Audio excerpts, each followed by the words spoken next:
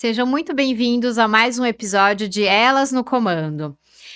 Acreditamos que a presença da liderança feminina é essencial no mundo dos negócios. Mulheres têm experiências únicas que precisam ser compartilhadas, podem inspirar outras mulheres a seguir seus sonhos e a superar seus desafios. A diversidade de vozes é fundamental para que sejam criados ambientes mais justos e inovadores. E para alcançar esse objetivo, aqui, Elas no Comando Podcast, vamos conversar com mulheres reais, lideranças, executivas, empreendedoras e empresárias. Elas irão compartilhar suas histórias, os obstáculos que encontraram em suas carreiras, as vitórias que conquistaram e as lições que aprenderam. Essas conversas irão proporcionar um espaço de empoderamento e apoio mútuo entre as mulheres, onde cada relato se torna uma fonte de inspiração. Esperamos que, ao ouvir essas experiências, outras mulheres se sintam motivadas a ocupar esses lugares no mercado, confiantes de que podem fazer tudo o que desejam, independente das dificuldades que possam encontrar. Juntas, queremos criar uma rede de suporte que ajude a transformar desafios em oportunidades, tornando o caminho mais fácil e encorajador. Vamos celebrar e amplificar a voz feminina nos negócios, porque acreditamos genuinamente que lugar de mulher é onde ela quiser estar e fazendo aquilo que ela quiser fazer. Olá, tudo bem? Sejam todos muito bem-vindos a mais um episódio do Elas no Comando Podcast. E apresentando estou eu, Regina Malta e Renata Baldin. Já siga as nossas redes sociais no Instagram, LinkedIn e no YouTube, @Elas no Comando Podcast. E hoje a gente está fazendo o nosso último episódio do especial Outubro Rosa. E a gente vai receber aqui, para encerrar com chave de ouro, a doutora Juliana, que é uma ginecologista, para explicar um pouco mais sobre o diagnóstico precoce e o autocuidado. Bom, vou fazer a apresentação da doutora Juliana. Formada em Medicina pela Universidade Estadual de Campinas, Unicamp, em 2008, residência médica em Ginecologia e Obstetrícia pelo Centro de Atenção Integral à Saúde da Mulher, o CAISM da Unicamp, especialização na área de Cancerologia Pélvica no Centro de Atenção Integral à Saúde da Mulher, mestrado em Ciência da Saúde pelo Departamento de Tocoginecologia da Faculdade de Ciências Médicas da Unicamp. É coordenadora de ginecologia e obstetrícia do Hospital São Luís de Campinas. É a esposa do Daniel, mãe da Bia e da Isabela. Tudo bem? Tudo bem, meninas. Muito obrigada pela sua presença, por ter aceitado o nosso convite. Eu que agradeço, viu? Obrigada, é um prazer estar aqui com vocês, principalmente para falar de um tema tão importante aí, né? A gente fazer essa conscientização e divulgar realmente essa campanha que é Outubro Rosa, mas que na verdade é o ano inteiro, né? Sim. Então, assim, isso é o nosso grande objetivo, é realmente que as mulheres se cuidem, né? Para que a gente possa prevenir e também chegar ao diagnóstico mais precoce possível. Bom, Juliana, a gente gosta de ouvir a opinião das lideranças, das mulheres que vêm aqui no nosso programa, do que algumas palavras, as definições para elas, né? Então, a gente queria saber o que significa para você maternidade. Maternidade, hoje, para mim, é a minha maior realização, mas o meu maior desafio. Carreira. Carreira é constante evolução. Sucesso. Sucesso, felicidade. E liderança. Liderança, inspirar realmente equipe, né? Inspirar os colegas. Essa acho que é a inspiração. Ju, a gente também gosta de ouvir um pouco da trajetória profissional, né? Por onde você passou, como foi a construção da sua carreira até chegar no momento que você está hoje? Bom, eu tenho pais médicos, né? Minha mãe é ginecologista, meu pai é ortopedista. Isso acho que foi realmente o que me motivou, né, a estudar medicina e realmente percorrer aí toda essa trajetória. Apesar dos meus pais serem médicos, realmente, assim, nunca houve nenhuma imposição, nenhuma pressão deles nesse sentido, até porque acho que sabendo, né, que é uma área que realmente exige uma dedicação, exige muito estudo, eles sempre deixaram tanto a mim quanto ao meu irmão muito à vontade, assim, para essa escolha. Uhum. Mas eu acho que vê-los realmente com essa vocação, serem procurados, né, para ajudar, para uma opinião, então sempre estarem disponíveis, assim, nesse sentido, acho que inspirou, né? Me inspirou. Isso, então, realmente, assim, para mim, desde muito pequena, acompanhar tudo isso neles, realmente acho que foi a grande inspiração. Minha mãe é ginecologista também, né? Então, isso acho que foi um grande motivador, mas também, assim, de maneira alguma, ela nunca quis me influenciar. Mas eu acho que a gente, pela proximidade, acaba, né, trilhando muito um caminho parecido. E aí, realmente, acabei enveredando aí por esse lado da ginecologia e obstetrícia, que é minha paixão mesmo, né? Cuidar das mulheres. Nesses episódios que nós estamos fazendo do Outubro Rosa, a gente tem enfatizado bastante a importância do diagnóstico precoce. Sim. Na sua opinião, quais são os procedimentos que as mulheres devem optar para conseguir esse diagnóstico precoce, para elas obterem essa detecção de uma forma mais rápida? Hoje a gente sabe que a principal ferramenta do diagnóstico precoce é a mamografia, né? Então, é o exame que realmente estaria indicado para que a gente faça o rastreamento para a detecção da lesão, né? Até, acho que 10 anos atrás, mais ou menos, a gente falava muito do autoexame da mama, né? Então, se falava muito em toda vez, uma vez por mês, depois da menstruação, a mulher fazer o autoexame, fazer a palpação das mamas, no sentido de conhecer a mama. Mas isso caiu um pouco em desuso, porque quando a gente pensa numa pessoa leiga, né, numa mulher, se autoexaminar, isso vai gerar, assim, a detecção de uma lesão já mais avançada, né? Então, uma lesão, assim, em torno de 2 centímetros, mais ou menos. E a ideia do autoexame acabava muito tirando um pouco da obrigação da mamografia. Então, a mulher achava que se autoexaminava e que, por isso, ela não precisaria fazer a mamografia. Então, de 10 anos, mais ou menos, para cá, isso caiu um pouco em desuso. Lógico que é recomendável, né? A gente sempre fala, qualquer sintoma, qualquer sensação diferente, é muito importante que você palpe a mama, que você sinta, e aí, se perceber realmente, né, algo diferente, procurar um ginecologista ou um mastologista para realmente tirar essa dúvida. Mas em relação à prevenção, né, o mais importante hoje são os hábitos de vida saudáveis. Então, a gente sabe que a obesidade é um fator importante, né, de risco para o câncer de mama. Então, a dieta, a atividade física, elas são fundamentais.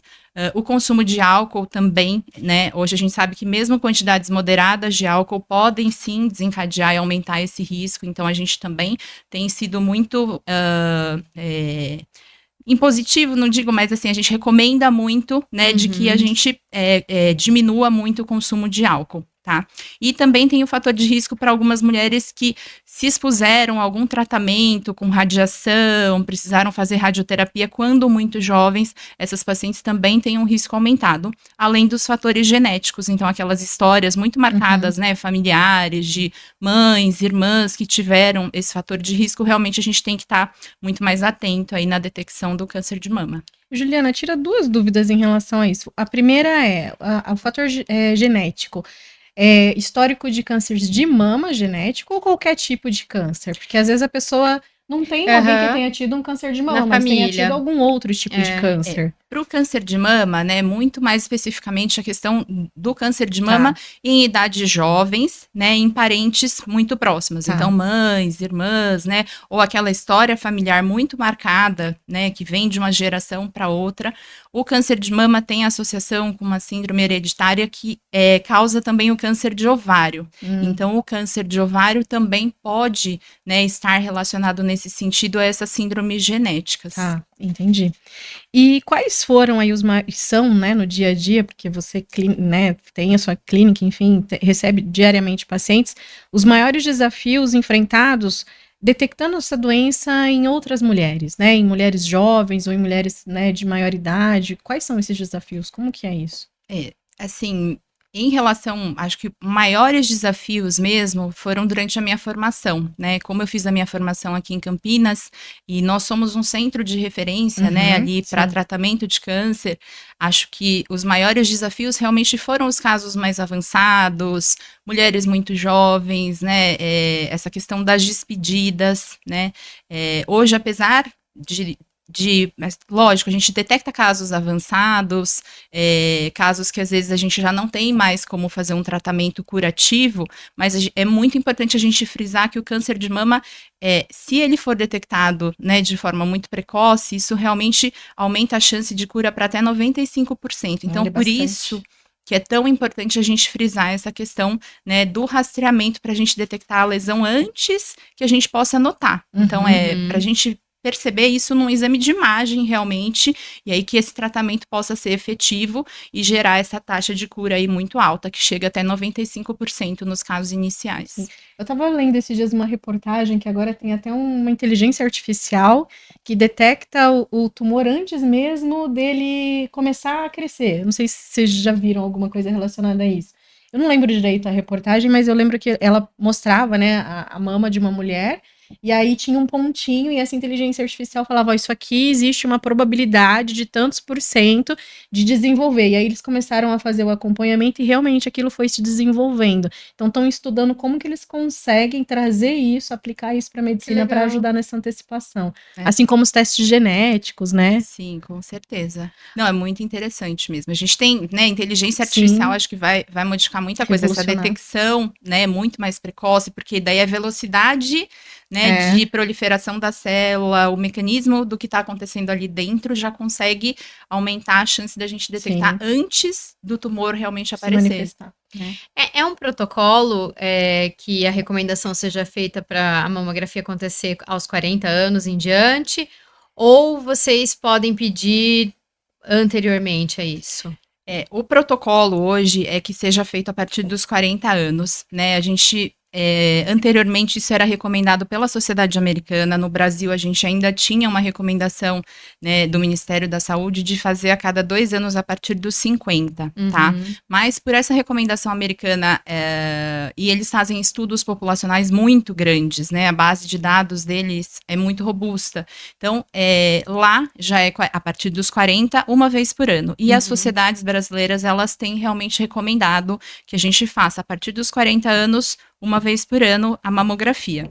Quando a gente tem os fatores de risco, então, ou os casos hereditários, ou essa exposição à radiação, né, a gente vai individualizar, lógico, e aí a gente acaba fazendo mais precocemente. Tem alguns protocolos atuais que até falam que nas pacientes que têm esse fator de risco, então, por exemplo, obesidade ou um consumo aumentado de álcool, que a gente também possa recomendar um protocolo individualizado por conta do risco ser maior. Sim, mas o importante é manter a rotina ginecológica, pelo menos uma vez por ano, procurar o ginecologista, fazer todos os exames, né, Papa Nicolau, enfim, tudo que precisa ser feito, e o ginecologista vai direcionar para o que é melhor, talvez fazer um ultrassom periódico, enfim. Isso.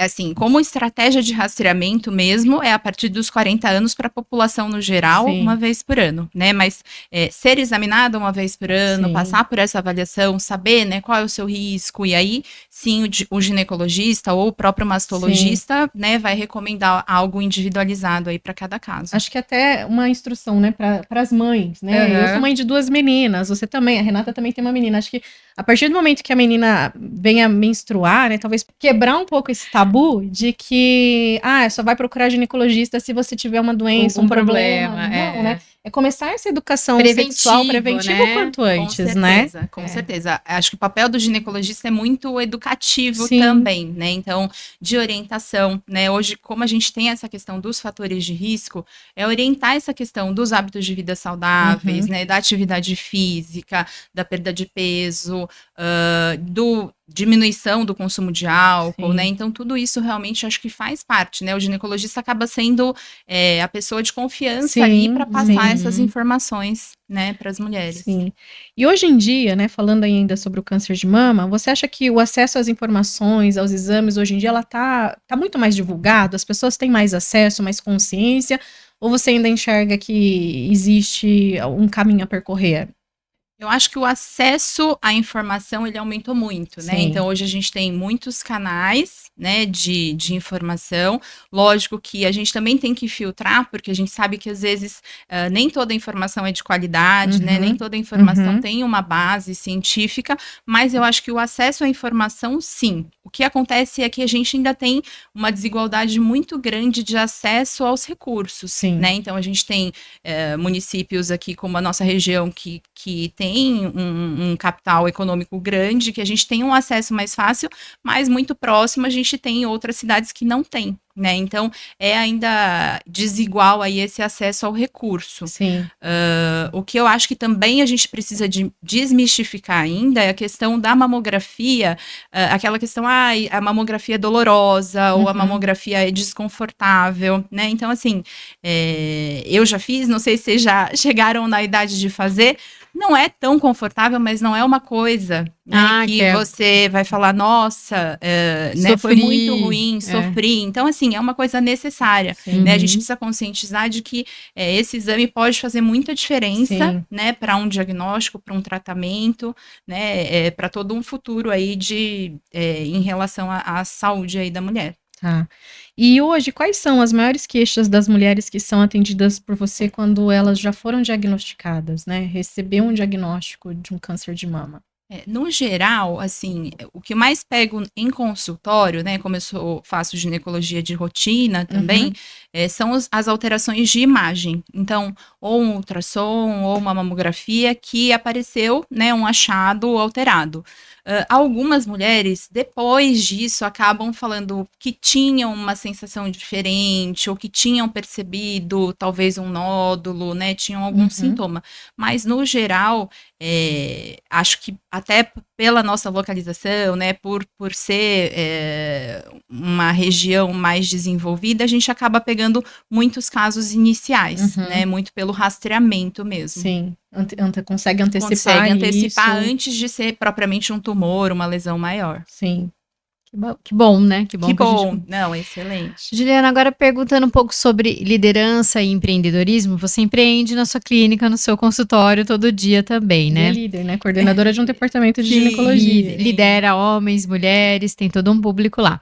Você sentiu ao longo da sua jornada, desde faculdade até agora, alguma discriminação pelo fato de você ser mulher? E você lida com os clientes mulheres, né? Você sente alguma discriminação ou sentiu em algum momento?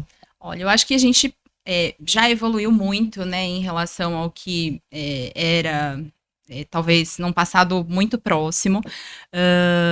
Eu teve um episódio que me marcou muito, né, numa entrevista para entrar num serviço, para trabalhar, em que realmente selecionaram o meu currículo, eu passei por todo um processo, e quando eu fui para a entrevista, né, com o chefe de departamento na época, a primeira frase que ele me falou foi, Juliana, você não vai ter filho agora, né? Então, isso me marcou muito, porque, né, eu pensei, nossa, qual é a política dessa equipe, né, realmente, porque se numa entrevista que é para você realmente concretizar ali a sua entrada, ele já colocou essa situação dessa forma, acabou que por isso e também por algumas outras questões eu não concretizei a entrada nesse serviço, mas isso foi muito marcante para mim. Então, a gente sabe que a maternidade, né, é realmente um sonho da maioria das mulheres, lógico que não todas, mas grande parte de nós sonha realmente em ter filhos, né, constituir uma família. E que isso não impede a gente, né, realmente de trabalhar, de fazer nosso melhor, carreira, né? De estudar. Então, isso realmente foi bem marcante para mim. E é uma coisa que eu, assim, como líder, nunca Fiz essa pergunta e tento evitar, assim, sabe? Incentivar mesmo, né? Sim. Acho que todo mundo tem que correr atrás dos seus sonhos, né? Infelizmente, isso é mais comum do que a gente gostaria, né? Não, imaginar, acho que a gente não imagina, porque todo mundo já passou por alguma coisa nesse sentido. Mas é um negócio que é tão comum e é tão ultrapassado, né? Enfim, superação. E tem alguma coisa que você se arrepende de ter feito que você faria de novo? Assim, essa minha entrada nesse cargo de gestão de equipe foi recente, né? Até então, lógico, eu sempre trabalhei dentro de equipes, mas eu nunca fui a gestora propriamente da equipe. E com isso, né, até pelo meu trabalho, exigi muito a questão presencial, né? Assim, lógico, hoje a gente tem a questão da teleconsulta, mas você precisa estar, né, presente naquele momento para conversar com o paciente e tudo mais. E essa questão de acrescentar esse cargo de gestão realmente acabou me dificultando um pouco a gestão do meu tempo com família, com atividade física, tá com te ocupando os meus mais, cuidados. Né? Então, assim, o que eu acho que eu preciso, e até, né, a gente tem conversado a respeito disso, é gerenciar um pouco melhor o meu tempo. né? Então, assim, gerenciar o tempo em casa, o tempo com as meninas, né? Eu acho que tudo isso é possível, eu preciso realmente estudar um pouco mais sobre isso para saber como fazer, mas eu acho que isso é uma coisa que eu estou precisando realmente desenvolver essa habilidade aí, a gestão do meu tempo mesmo. E um ponto importante é o autoconhecimento, Sim. né? De saber que eu tenho uma vulnerabilidade, sim, e eu preciso ir atrás de desenvolver, porque eu vou trabalhar melhor, eu vou ter um relacionamento melhor com a minha família, e tudo vai funcionar melhor conseguindo desenvolver novas habilidades, né? E não é o fato de receber uma promoção, né? Um cargo de gestão. Não, eu não vou aceitar porque eu acho que talvez eu não. Eu não quero sair da minha zona de conforto e talvez eu não esteja preparado. Não, vamos sim aceitar o desafio e vamos aprender durante a jornada, sim, né? Errando que se aprende e vamos construindo e indo atrás do que precisa para se desenvolver, né? Dos skills que precisam para se desenvolver, porque tudo é treinável hoje em dia, né? Sim. Se você realmente estiver disposto a fazer a diferença. Vontade, né? Bom, Juliana, a medicina, ela já tem uma missão, né? Curar, melhorar a qualidade de vida das pessoas. Qual que é o propósito da Juliana e o que mais te motiva a seguir nessa carreira? Hoje eu acho que o meu propósito é realmente promover um cuidado baseado em evidência, né? Então, a gente sabe, como a gente falou anteriormente, que muitas fontes de informação, né? A gente consegue, hoje, tem diversos canais para a gente adquirir conhecimento, informações, mas que realmente a gente talvez não tenha um embasamento científico, né, um cuidado ali na geração desses conteúdos. Então, hoje, o que eu acho que a gente precisa é realmente trabalhar toda essa parte do embasamento científico para que a gente promova um cuidado seguro, né, para que a gente promova o autocuidado da mulher, para que ela entenda que realmente a mulher se cuidar, isso vai trazer não um benefício estético, né, não só uma questão de você se sentir melhor ou mais bela, mas assim, isso realmente vai impactar na saúde. Então, isso é uma coisa que eu tenho trabalhado muito com as pacientes no consultório, né, a importância do autocuidado, da gente realmente cuidar da dieta, da atividade física e do quão importante isso é para o restante da saúde, né, para prevenção de câncer, para as demais, né, áreas aí, para a nossa saúde emocional, para a nossa saúde no trabalho, enfim. Então, acho que isso realmente é o que me motiva. E o preventivo faz toda a diferença, né? E com certeza, a gente se prevenir, né? Então, a prevenção realmente é a nossa melhor estratégia, né? Lógico. E como propósito, né? A gente falou anteriormente aí do cuidado baseado em evidência. Então, acho que realmente hoje, com essas várias fontes de informação, a gente tem que ter esse cuidado, né? De promover um conhecimento baseado em evidência e que isso realmente vai fortalecer aí, né, todo o cuidado com a saúde da mulher. Então, acho que desde a promoção aí da prevenção, né, da conscientização sobre o autocuidado, né, sobre a questão da atividade física, da dieta, isso realmente é muito importante, né, e aí trazer todo esse conteúdo realmente baseado em evidência científica para que a gente possa ter segurança aí para atender as mulheres, né, e aí promover a saúde feminina. Até em linha com o que você acabou de falar sobre evidência, saindo até um pouco aqui do guia, do protocolo, existem mitos e verdades sobre toda essa questão, né, do câncer de mama, do cuidado da mulher, da prevenção? O que você poderia compartilhar um pouco com a gente, com a audiência, em relação a mitos e verdades sobre toda essa questão de saúde e autocuidado? Olha, sempre vão existir, né? Assim, sempre alguém fala que você fez. Lógico, a gente sabe quais são os fatores de risco, e hoje temos estudos muito estabelecidos, mas tem muitos lugares que falam, porque a pessoa tinha depressão, ela desenvolveu um câncer, né? Isso isso não é uma questão, a gente não tem uma evidência a respeito disso, e aí ao invés de você ajudar, né, essa mulher a realmente promover o bem-estar, para que ela, né, já é um momento difícil, ela acaba piorando esse quadro de depressão, por exemplo. Né? Então, realmente, hoje a gente, infelizmente, ainda tem, né, muita divulgação de mitos, né? São questões que, às vezes, são associadas como fatores de risco, mas que não são verdadeiramente, né? Então, tem mais alguns exemplos? Olha, tem questão assim, eu usava uma roupa apertada, Desodorante. né? Usou desodorante. Depilação, eu já ouvi falar de depilação. Quem depila axila. Quem depila axila. Então, assim, a gente sabe que isso acaba acontecendo, né? Então, não é só aquela... E o pior que não é só aquela conversa de bairro, né? Alguém que quer dar uma opinião, mas às vezes até na própria rede social, né? Tem canais que acabam divulgando informações erradas e que realmente acabam prejudicando todo o tratamento e toda a questão emocional, muitas vezes, das mulheres. Sim. Juliana, partindo aqui para o final, a gente sempre gosta de encerrar com uma mensagem da nossa convidada. Um dos nossos propósitos aqui, o objetivo é incentivar outras mulheres, encorajar a estarem, né, à frente dos seus trabalhos, dos seus negócios, enfim. Então, qual mensagem você quer deixar para as mulheres que estão nos ouvindo hoje? Em especial do Outubro Rosa também, né?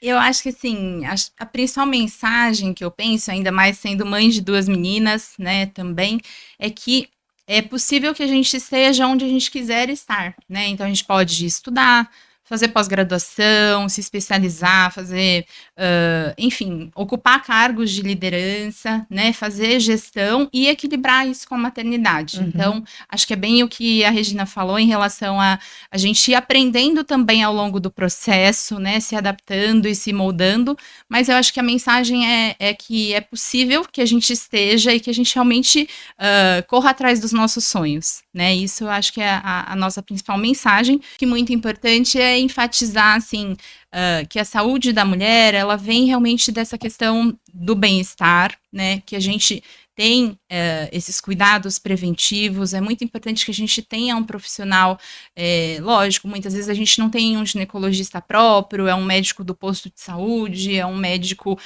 de algum ambulatório que você talvez não possa escolher realmente, mas que o ginecologista, ele é realmente, né, um aliado aí nesse cuidado da saúde da mulher e da prevenção, né, do câncer de mama, do câncer do colo do útero, de outras questões aí que envolvam, né, todo esse cuidado de saúde da mulher. Excelente. A gente quer agradecer muito a sua participação, Juliana. Muito obrigada por ter dedicado o seu tempo para estar aqui com a gente hoje, falando sobre um assunto tão importante para tantas mulheres que estão nos assistindo. Eu que agradeço, meninas. Parabéns aí pelo canal, né? É muito importante a gente ver realmente vocês ocupando essa posição de líderes e empoderando aí outras mulheres a falarem sobre o assunto. Agradeço muito o convite. Obrigada. É isso, e se você gostou, então, deixa seu like, nos siga nas nossas redes sociais, a gente vai deixar aqui também as redes sociais da Juliana, e se você tiver alguma pergunta, quiser saber um pouco mais sobre o assunto, deixa comentário e a gente encaminha para ela. Obrigada e até a próxima. Obrigada.